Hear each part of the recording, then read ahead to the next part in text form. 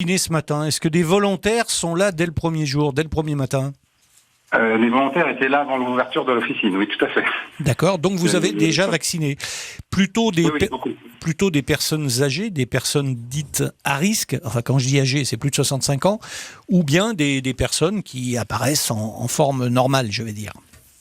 Non, ce sont exclusivement des personnes munies d'un bon de prise en charge qui a été adressé par l'assurance maladie, donc des personnes de 65 ans ou moins et qui présentent des facteurs de risque, des pathologies chroniques qui nécessitent qu'ils soient vaccinés. Olivier Véran a dit qu'il ne fallait pas courir à la pharmacie, qu'il faut laisser la priorité aux personnes dites à risque. Est-ce que vous entendez ce message? Est-ce que vous avez des consignes en ce sens?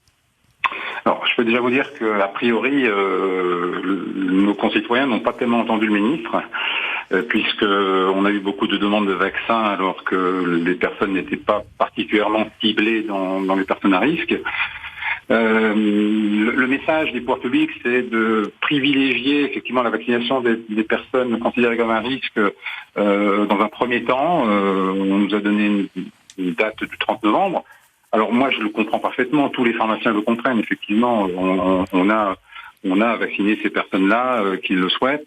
En revanche, c'est compliqué quand même de refuser de délivrer un vaccin à quelqu'un qui n'est pas particulièrement malade, mais qui souhaite, en se protégeant contre la grippe, ne pas être un contaminateur, entre guillemets, de ses enfants, de ses parents, de ses collègues au travail. Donc c'est très très compliqué, très complexe. Oui, c'est difficile à expliquer, j'imagine, même si on prend le risque de manquer de vaccins à un moment donné. On n'en est pas là encore, évidemment. Mais on n'en est pas là. La campagne commence à peine. On sait que cette année, 15 millions de doses ont été produites par les deux laboratoires principaux. C'est 2 millions de plus que l'an passé. Et c'était ces commandes, il faut le savoir, elles sont passées en janvier par les pharmaciens d'officine, oui. janvier, février ou plus tard.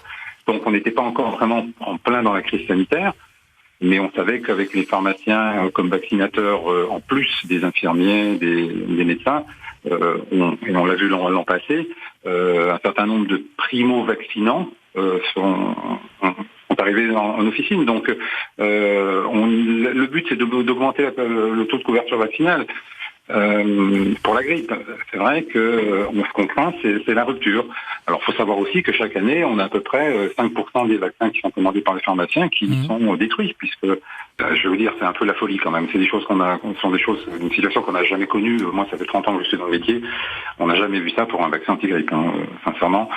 Voilà, j'espère qu'on va avoir un peu de sérénité qui va revenir parce que c'est un peu tendu.